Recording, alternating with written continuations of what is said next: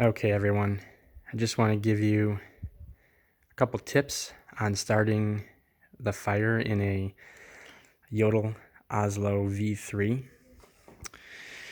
All right, so the first thing is getting this loaded up properly. And as you can see here, I've got a number of bigger logs on the bottom and some smaller ones in the top. And I saw a few people online putting a very small amount of wood in here.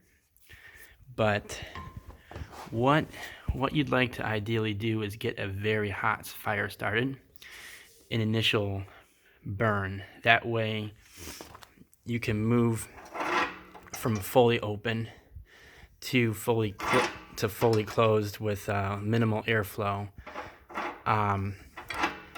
as quickly as you can. So, right now, obviously the stove's off, but I'm gonna wait until I get to this best zone to get that going. So next, as you can see, I'm leaving a little bit of room and space for airflow, but I'm going to add a couple of pieces of kindling here so that I can get everything started quickly. And then these smaller, drier pieces will be the first to ignite as it comes down.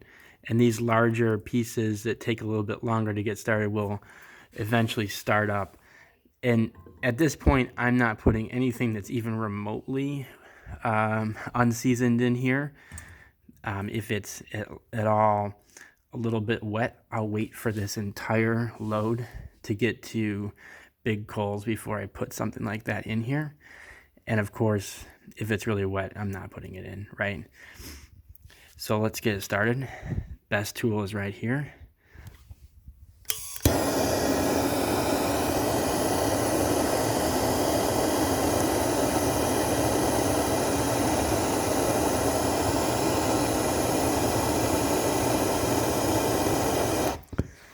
Okay, I probably give a little bit more, but one thing I definitely want to do is get this closed.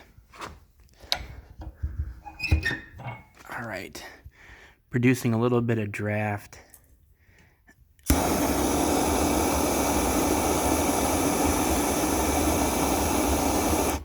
Is best accomplished by closing the door until it's cracked like that. Another thing I forgot to mention is that this is the best tool to remove the fly ash from the catalytic element at the top. So if you are remembering every week or so, even if you're not using paper to start your fire, that element up there does get a little bit of fly ash in it. And you can see here, you can see the fly ash over in the top right where I didn't get it. And looks like otherwise it's mostly clean. So after a minute, with the door cracked like this, we've got a fair amount of flame in there. As you can see, it's just burning on the top. So this probably needs a good 20 minutes burning like this, with the air control totally open. As you can see, surface isn't hot yet. So as soon as we get to this best zone, I'm going to turn this all the way from full open to the minimal position.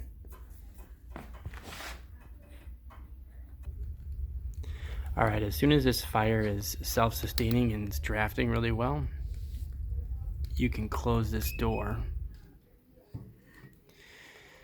and the flame will continue to grow with this in the open position. A couple things to note here is the catalytic element is glowing red, and if you look closely, you can see the secondary reburn happening a little bit in the on those reburn tubes, right in there. And the reason why we close the door is to draw in that secondary air and to combust more of the fuel. So a little bit more efficient.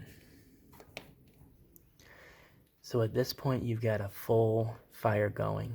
And you'll be tempted to get a more efficient burning fire going by moving that lever to the left.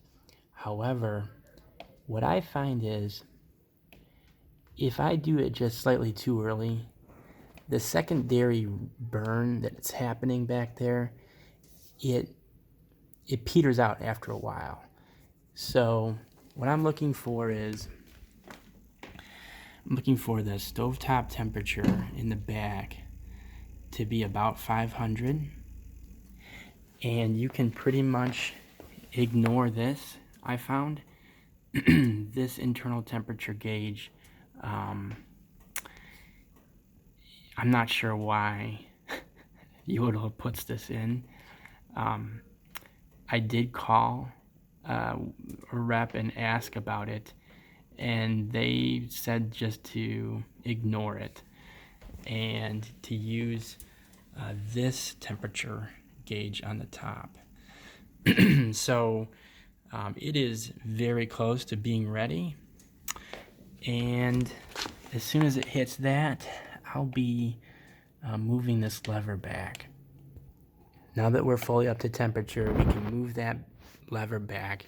And just as a secondary explanation here, if you move it back too early, what actually happens is this opening is not fully opened by itself.